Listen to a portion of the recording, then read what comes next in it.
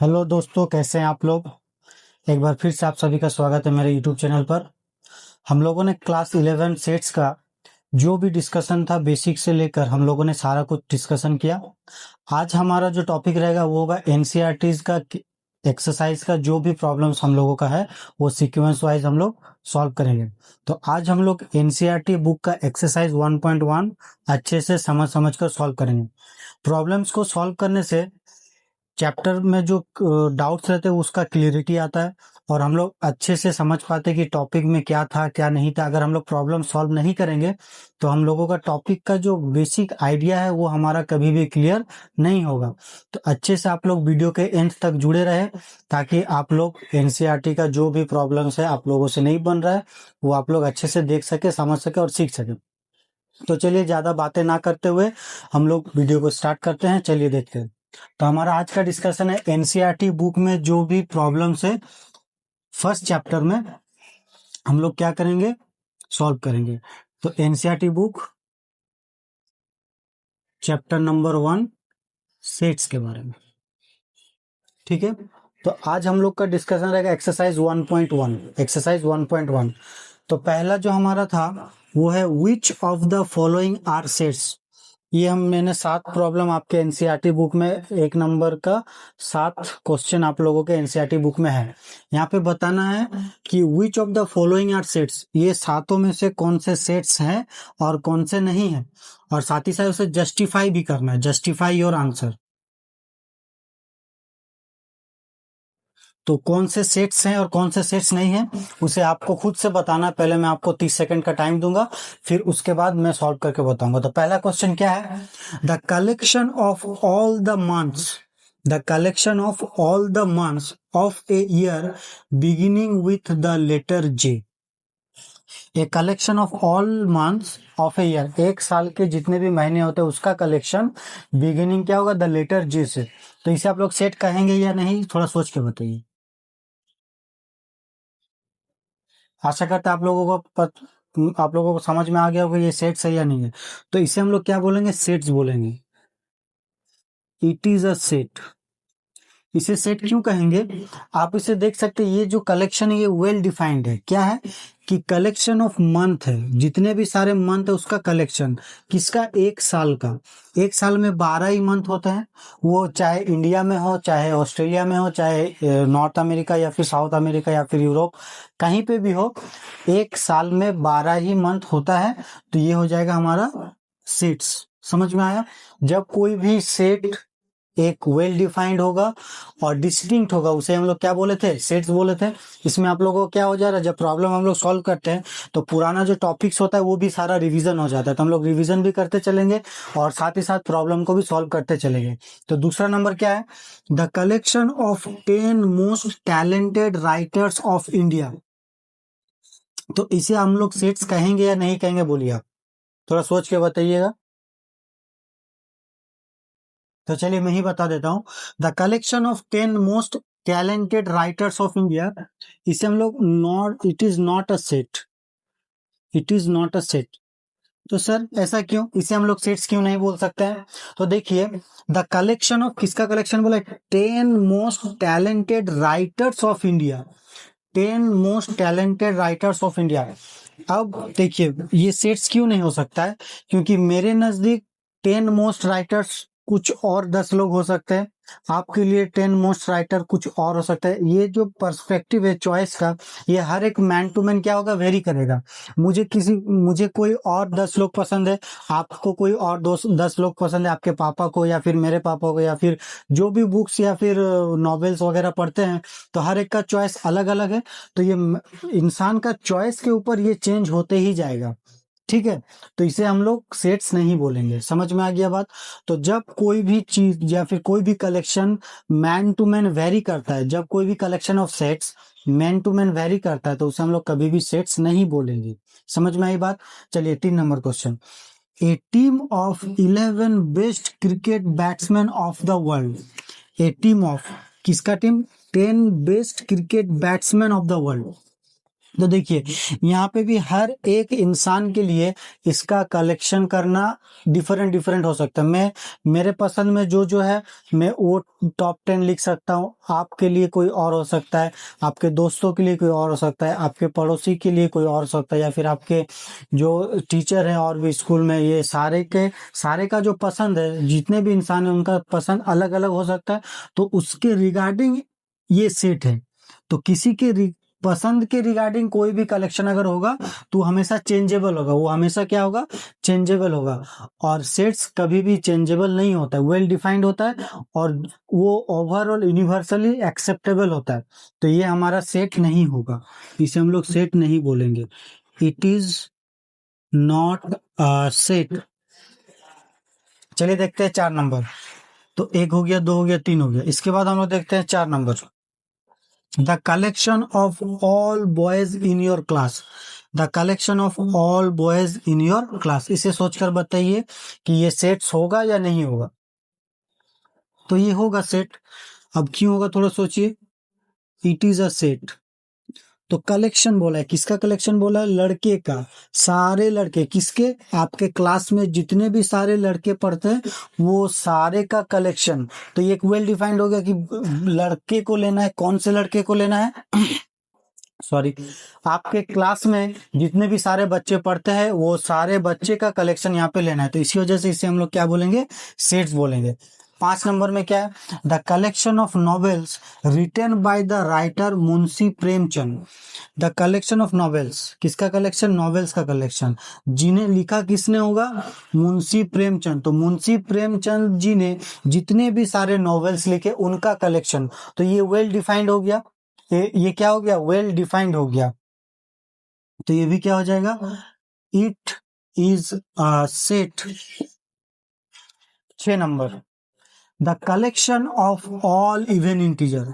The collection of all even integer, ये भी क्या हो गया, वेल डिफाइंड हो गया कि मैं जो भी इंटीजर्स लूंगा पॉजिटिव, वो आप भी लेंगे, वो आपके दोस्त भी लेंगे, या फिर जिसे भी आप बोल सकते हैं वो भी क्या लेगा, वही ही लेगा। तो इसकी वजह से ये क्या हो जाएगा, सेट हो जाएगा। It is set. उसके बाद 7 number question, the collection of questions in this chapter. The collection of questions in this chapter. The collection of questions in this chapter.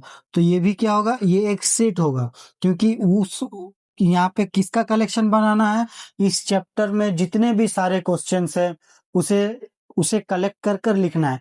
तो मैं भी चैप्टर में जितने भी सारे क्वेश्चंस है वो लिखूंगा, आप भी लिखेंगे, आपके दोस्त भी लिखेंगे, कोई भी लिख सकता है। तो ये क्या हो जाएगा, इट इज अ सेट। लेकिन अगर यहाँ पे क्वेश्चन में थोड़ा चेंज रहता, the collection of 10 questions in this chapter.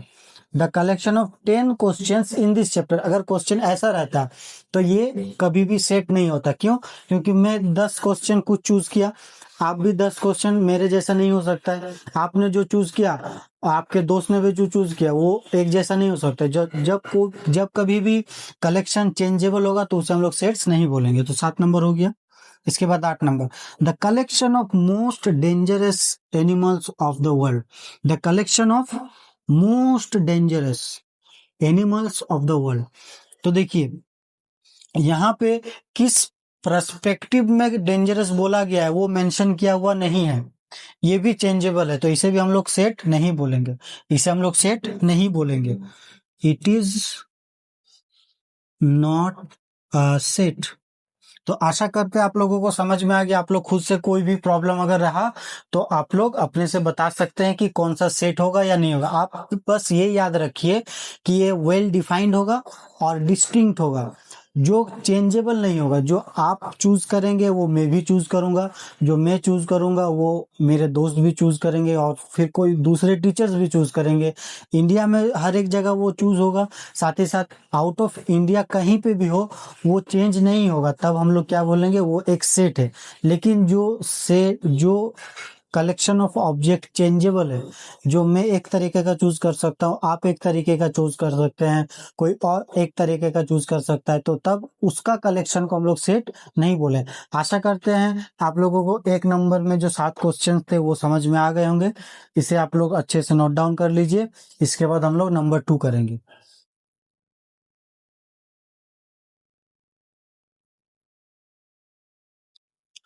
तो दोस्तों इसके बाद हम लोग नंबर 2 करेंगे।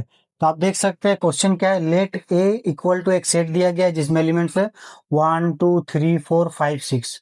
अब बोला क्या गया है, इंसर्ट द एप्रोप्रिएट सिंबल, ये एक सिंबल बैठाना है या फिर ये। तो मैंने जब मैंने चैप्टर डिस्कस किया था तो मैंने बताया था कि इसे, ये साइन का क्या नाम है, एप्सिलॉन। ये साइन का क्या नाम है, एप्सिलॉन। और ये हो जाएगा एप्सिलॉन नॉट। तो इसे हम लोग डिक्टेशन कैसे करेंगे, बिलोंग्स टू, ये मैंने बताया था, बिलोंग्स टू, और ये does not belongs to, does not belong to. इसका मतलब क्या है कि यहाँ पे ये वाला और ये वाला सिंबल मुझे बैठाना है। तो कब बैठाएंगे, अगर ये एलिमेंट ए सेट में मौजूद है तो ये वाला सिंबल बैठेगा, अगर ये वाला एलिमेंट इस सेट में मौजूद नहीं है तो ये वाला बैठेगा। तो चलिए देखते हैं, 5 ए सेट में है क्या, 5 5 5 ए 1 2 3 4 5, तो ये 5 ए सेट में मौजूद है तो बिलोंग्स टू। 2 नंबर देखते हैं, चलिए इसे आप बताइए क्या होगा, 4 ए सेट में मौजूद है तो यहाँ पे क्या होगा, बिलोंग्स टू होगा। 8 ए सेट में मौजूद है, प्रेजेंट है, नहीं है, तो बिलोंग्स टू नहीं होगा, डज नॉट बिलोंग्स टू होगा। 2 ए सेट में मौजूद है, हाँ है सर, तो ये होगा बिलोंग्स टू। 0 ए सेट में मौजूद है सर, नहीं नहीं नहीं सर मौजूद नहीं है, तो क्या होगा, A does not belongs to. 10 A set में मौजूद है, 10 ए सेट में कहीं पे भी नहीं है तो ये क्या होगा, डज नॉट बिलोंग्स टू। तो ये हो गया हमारा belongs to and does not belongs to का कंसेप्ट, कि अगर कोई भी एलिमेंट उस सेट में रहता है तो हम लोग बिलोंग्स टू ये एप्सिलॉन वाला साइन देंगे, अगर नहीं रहेगा तो डज नॉट बिलोंग्स टू वाला हम लोग सिंबल इस्तेमाल करेंगे। ये थोड़ा स्पेलिंग गलत हो गया, इसे आप लोग ठीक कर लीजिएगा, सिंबल। तो आशा करते हैं 2 नंबर वाला भी आप लोगों को समझ में आ गया होगा। आप लोग अपने से एक सेट का कोई भी रेंडमली एग्जांपल लीजिए और ऐसे अपने से प्रॉब्लम बनाकर एक बार कोशिश करिए ताकि आप लोगों को कोई प्रॉब्लम ना हो। इसके बाद हम लोग 3 नंबर वाला करेंगे।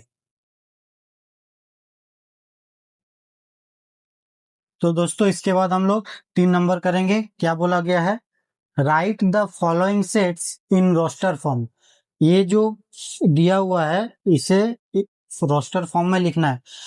हम लोगों ने जब ये चैप्टर डिस्कशन किया था तो बताया था कि रोस्टर फॉर्म क्या होते हैं, कि रोस्टर फॉर्म वही होते हैं कि सेट्स के जो भी सारे एलिमेंट्स होते हैं सिर्फ उसे ही अगर करली ब्रैकेट के अंदर लिखा जाए तो उसे ही हम लोग क्या बोलते हैं, रोस्टर फॉर्म।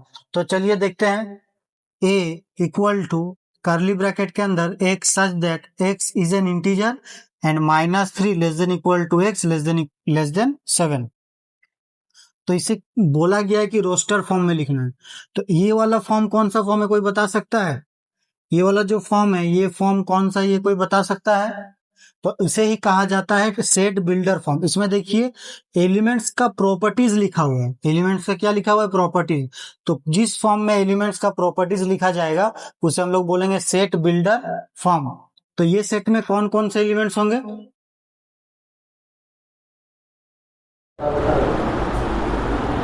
तो ये सेट में कौन कौन से एलिमेंट्स होंगे, -3 -2 -1 0 1 2 3 4 5 6।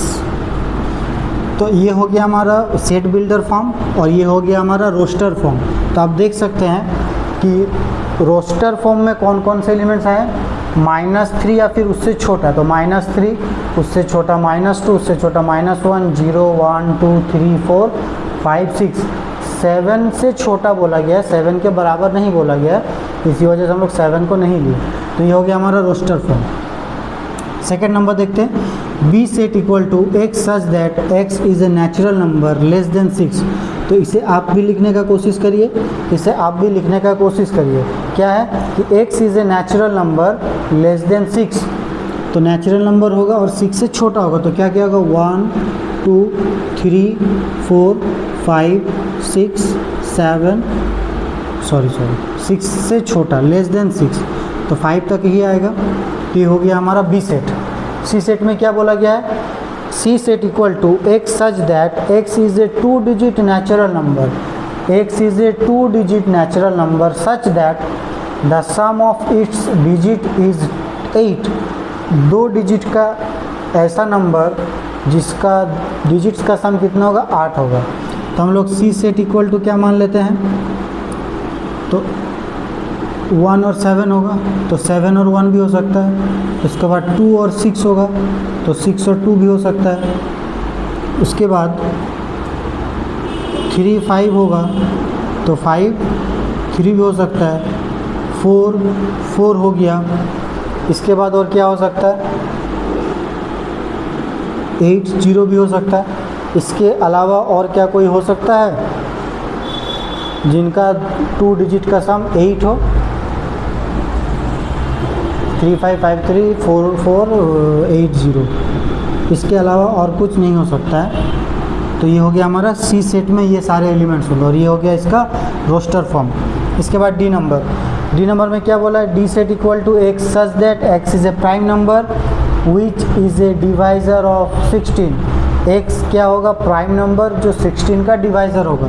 तो इसमें कौन कौन से एलिमेंट्स आ जाएंगे, 2 आएंगे, 3 आएंगे, 5 आएंगे। और क्या कोई आ सकता है जो प्राइम हो और 60 का भी डिवाइज़र हो। तो ये तीनों के अलावा और कोई नंबर ऐसा नहीं है जो प्राइम नंबर भी होगा और साथ ही साथ 60 का डिवाइज़र भी होगा। तो ये 3 एलिमेंट्स डी सेट में आ जाएंगे।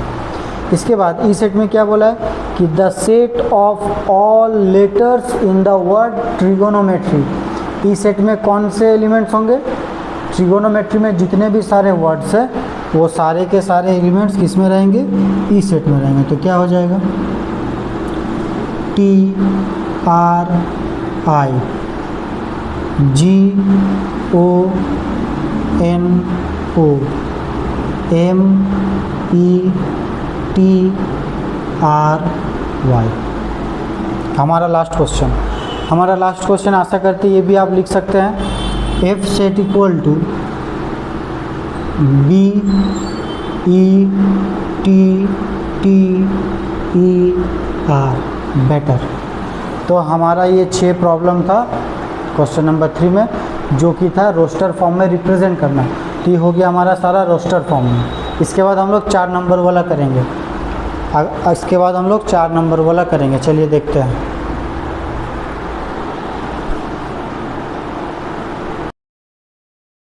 तो दोस्तों इसके बाद हम लोग 4 नंबर वाला प्रॉब्लम सॉल्व करेंगे। देखिए क्या बोला गया है, write the following sets in set builder form. Right the following sets in set builder form.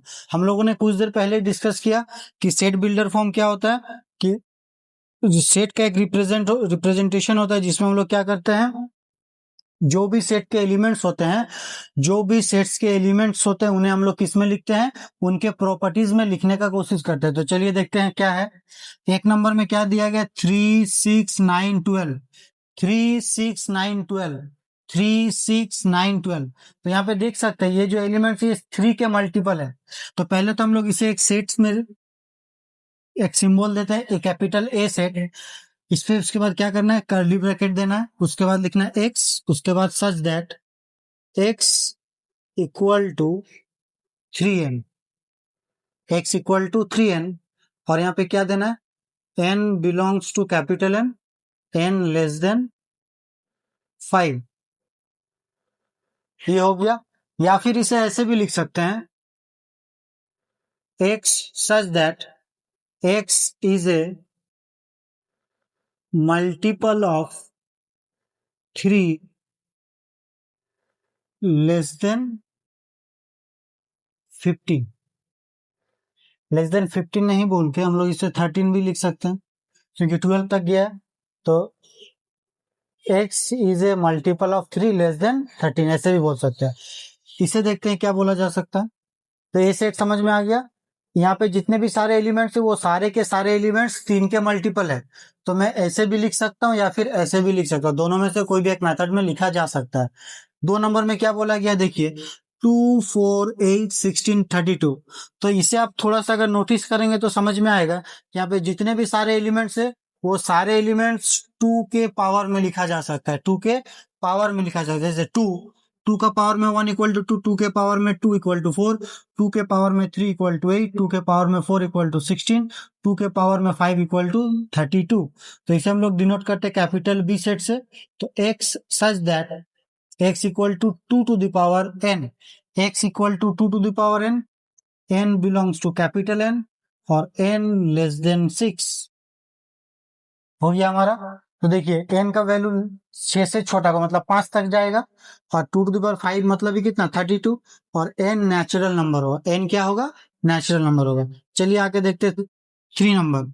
यहाँ पे भी जितने भी सारे एलिमेंट्स आप नोटिस कर सकते हैं या फिर देख सकते हैं अच्छे से ऑब्जर्व करने के बाद कि ये जितने भी सारे एलिमेंट्स वो 5 के पावर में लिखा जा सकता है।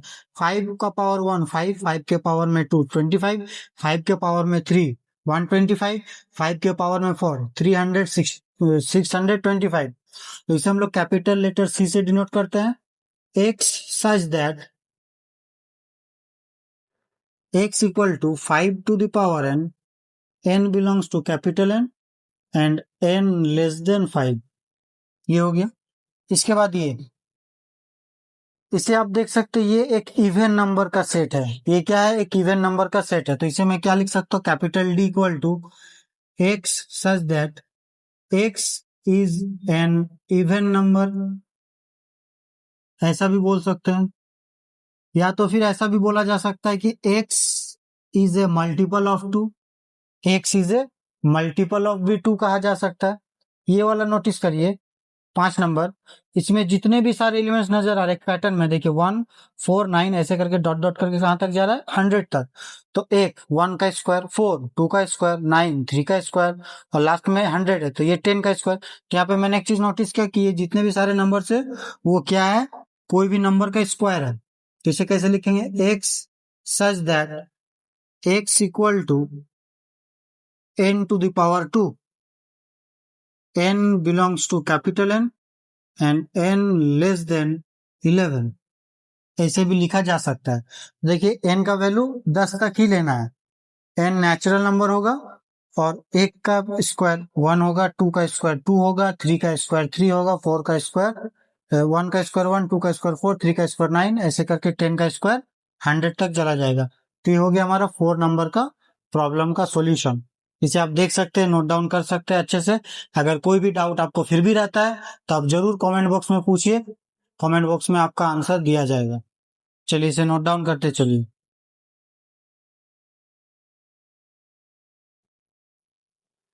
तो दोस्तों इसके बाद हम लोग 5 नंबर वाला प्रॉब्लम सॉल्व करेंगे। तो 5 नंबर में क्या इंस्ट्रक्शन दिया गया है? List all the elements of the following sets. ये जितने भी सारे सेट्स है इसमें जो जो एलिमेंट्स आएंगे उसे हम लोगों को लिखना पड़ेगा। तो देखिए क्या बोला गया है कि a = x such that x is an odd natural number. तो इसमें कौन कौन से एलिमेंट्स आएंगे? 1 3 5 7 9 11। और यहाँ पे कोई लिमिटेशन नहीं बोला गया है कि इससे लेस देन होगा या फिर यहाँ तक होगा। तो ये चलता ही जाएगा। तो ये हो जाएगा इनफाइनाइट सेट। ये क्या हो जाएगा? एक इनफाइनाइट सेट हो जाएगा। बी नंबर सेट में क्या बोला गया है? X such that X is an integer -½ less than x less then 9/2। तो बी एक सेट होगा जिसमें इंटीजर्स को लिखेंगे जो -1 से 1 -½ से छोटा होगा और 9/2 से भी छोटा होगा, बड़ा होगा 9/2 से छोटा होगा। तो हाफ -½ से बड़ा क्या होगा? 0 होगा, 1 होगा, 2 होगा, 3 होगा और 4 होगा। 9/2 मतलब 4.5। तो 4.5 से छोटा इंटीजर क्या है? 4 है।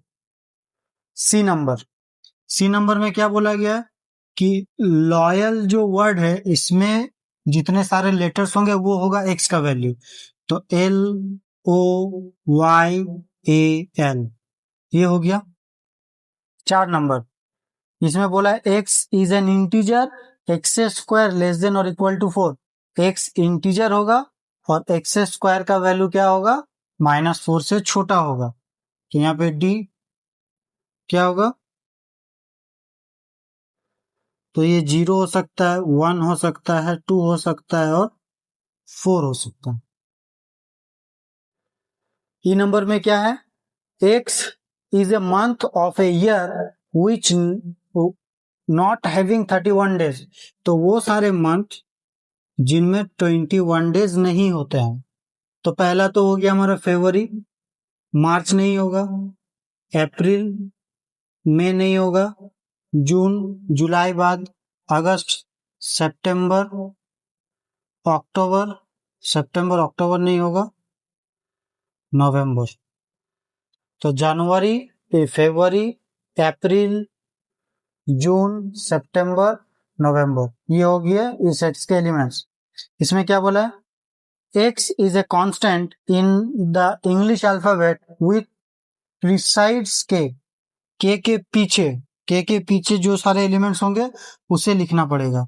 तो एफ सेट में कौन कौन से एलिमेंट्स आएंगे? कॉन्सोनेंट बी, सी, डी, एफ, जी, एच, जे, ये सारे एलिमेंट्स एफ सेट में आ जाएंगे। तो ये हो गया हमारा 5 नंबर का सॉल्यूशन। बहुत ही इजी चैप्टर है, आप लोग खुद से ही कर पाएंगे। अगर थोड़ा सा समझने का कोशिश करें तो देख सकते हैं, बहुत ही ज्यादा इजी है ये एक्सरसाइज 1.1। और इसके बाद हमारा लास्ट बचता है 6 नंबर वाला, उसे भी हम लोग सॉल्व करेंगे। चलिए इसे आप लोग नोट डाउन कर लीजिए ताकि कोई दिक्कत ना हो।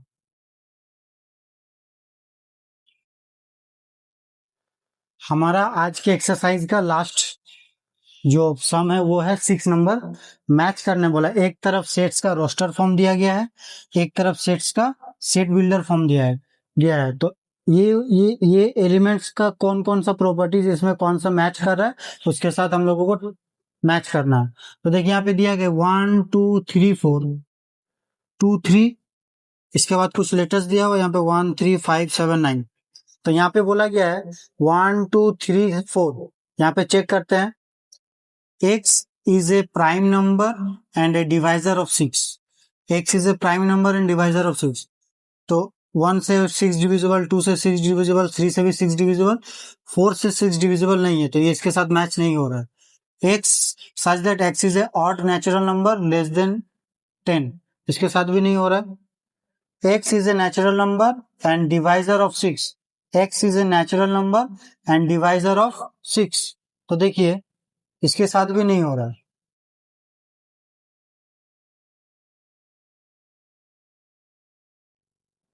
तो कुछ गड़बड़ है क्या?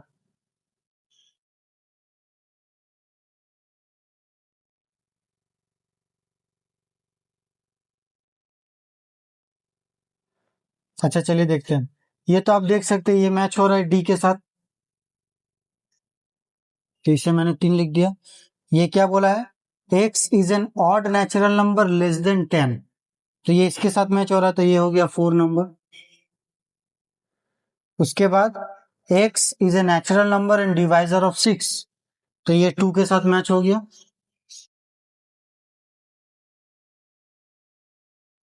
और x is a prime number, अच्छा ये 2 1 के साथ ए के साथ जाएगा, इसमें कुछ क्या गड़बड़ है? ये 4 नहीं होगा, ये शायद यहाँ पे 6 होगा, ये 1 के साथ हो जाएगा। तो देखिए 1 2 3 6, x is natural number and divisor of 6, ये इसके साथ मैच हो रहा है। 2 और 3 क्या हो रहा है? ये दो 6 का डिवाइजर है और प्राइम नंबर भी है, तो ये इसके साथ मैच हो गया। ये वर्ड प्रॉब्लम सिर्फ एक ही है, देख सकते हैं, तो इसके साथ मैच हो गया। और यहाँ पे जितने भी सारे नंबर है वो सारे ऑड नंबर है, तो ये बी नंबर के साथ मैच हो गया। तो आशा करते हैं आप लोगों को आज का क्लास में समझ में आया कि एनसीईआरटी का हम लोगों ने पहला एक्सरसाइज सॉल्व किया अच्छे से। हर एक चीज को हम लोगों ने सॉल्व किया, कोई भी प्रॉब्लम हमसे छूटा नहीं। आशा करते हैं आप लोगों को हर एक चीज समझ में आया होगा, समझ सके हैं। और वीडियो अगर आपको अच्छा लगे तो आप ज्यादा से ज्यादा करके शेयर करें अपने दोस्तों से, अपने रिलेटिव से, या फिर स्कूल के दोस्त से, या फिर किसी और से भी आप लोग शेयर करें, ताकि जिन्हें ये सब नहीं आता है वो सारे अच्छे से सीख लें। और चैनल को लाइक करना ना भूलें। अगर आप लोग चैनल में नए हैं तो सब्सक्राइब करना भी ना भूलें। ऐसे ही हम लोग इसके बाद 1.2 एक्सरसाइज भी हम लोग सॉल्व करेंगे। और साथ ही साथ हम लोग हर एक सीरीज ऐसे ही लेते हुए आएंगे। अभी के लिए अलविदा। स्वस्थ रहे, मस्त रहे।